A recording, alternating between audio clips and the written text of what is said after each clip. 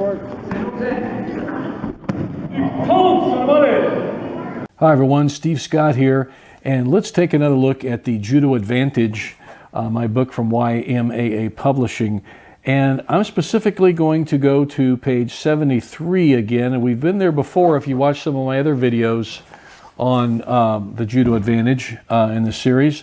And we're going to talk about Shintai movement in Judo because, you know, Judo is movement, and good Judo is defined by good, effective movement. So that's why I come back time and again to these little shows here like this to talk about my book, because controlling movement is essential in Judo. So anyway, that being said, go to page 81 if you've got the print version. And I'm going to discuss today something called a double take.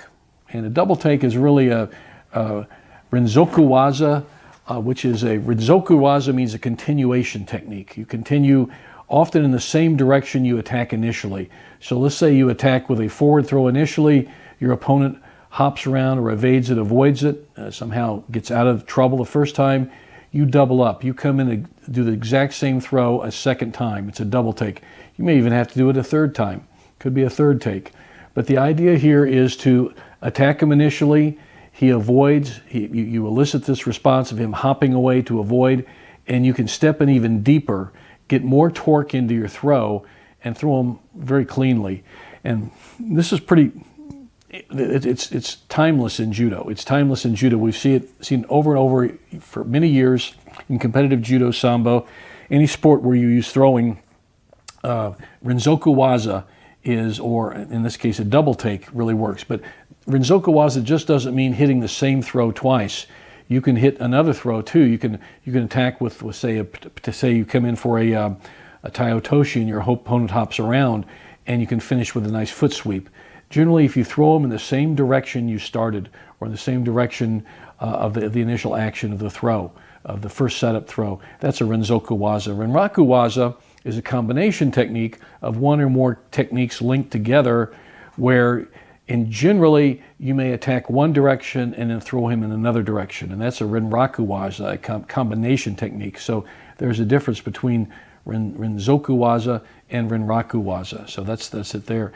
But in today's video, we're gonna take a look at the Renzoku Waza, or the double take. In this specific case, hitting two techniques, the same technique twice in a row. Often you'll find good results with some pretty basic stuff. You may hit Tai Otoshi twice in a row. You may hit a Serinagi twice in a row. You may hit some type of a hip throw, Koshi Guruma, twice in a row. And what you're doing when you attack your opponent and he hops around to evade it, to avoid it, and that hop around defense he may be using, you step even deeper and tighter and get more rotation, more torque into it, and throw him cleanly. So that's the basis of a double take. So anyway, we're taking a look at it here in the video coming up.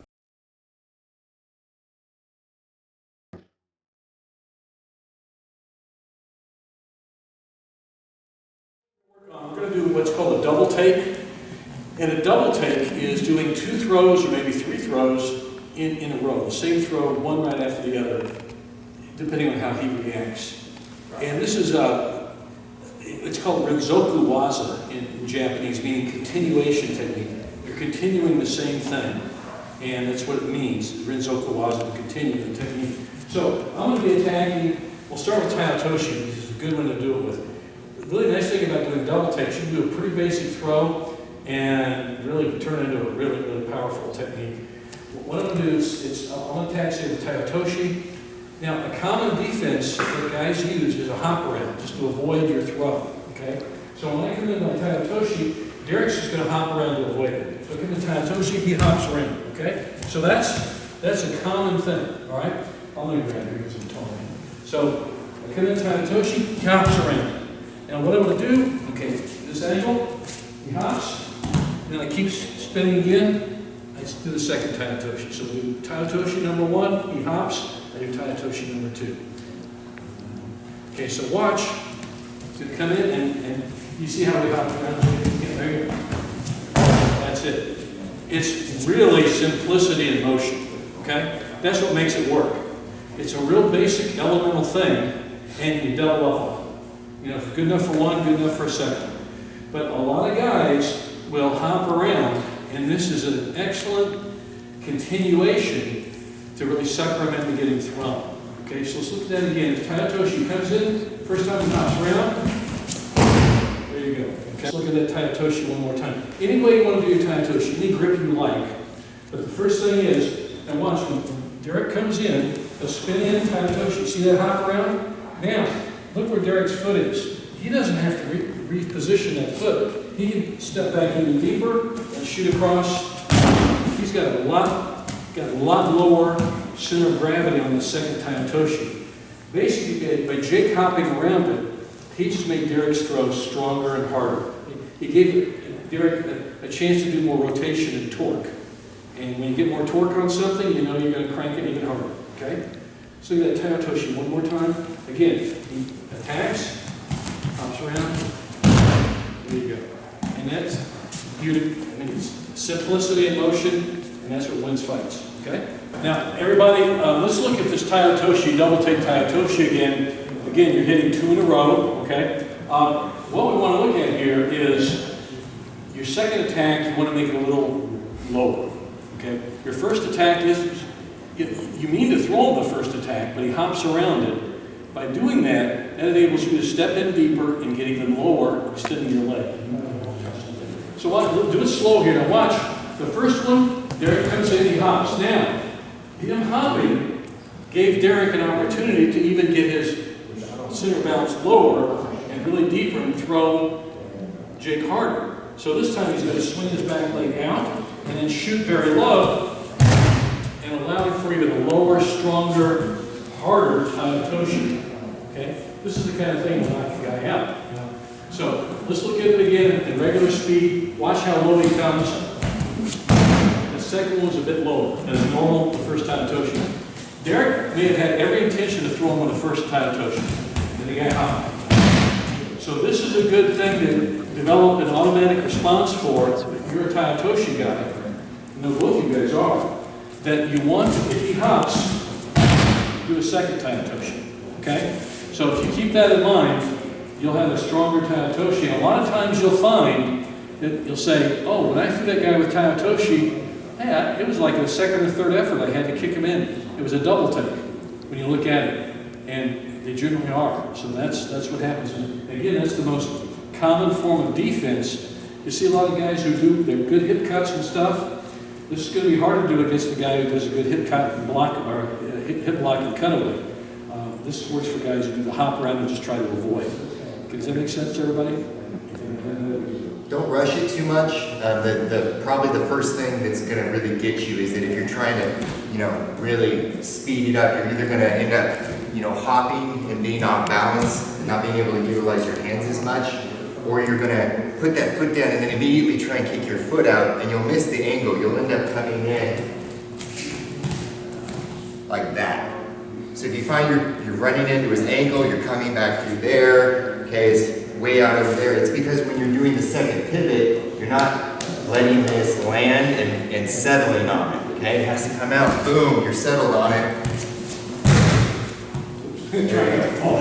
Yeah, don't fall, but you get the idea. Did you see how that happened back in? Sometimes, and I've seen this happen, I've seen guys do this, they'll throw what looks like what they call a near leg Taitoshi. He didn't catch both legs. The guy hopped around and he ended up still just throwing it over here, but he was so low and had just good hands on it. He still threw the guy even though he didn't catch the foot in front of both legs.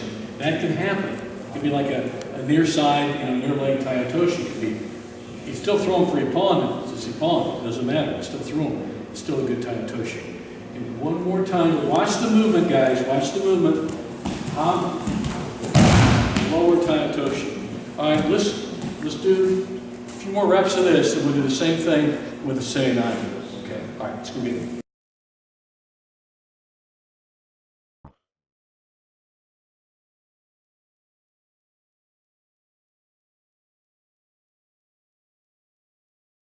Specifically here is attacking first with a knee drop. Your opponent cuts, it does a hip block and cuts away, tries to escape, and you pursue him. And we call it a double take because it's basically 2 knee drops in a row, 2 things like in a row. You hit the first knee drop, and he stops it, come in a second time, And you can see, there you go. You uncork them. Here you cork them and you throw them. This is good if the guy cuts, does a hip block and cuts away, and you pursue.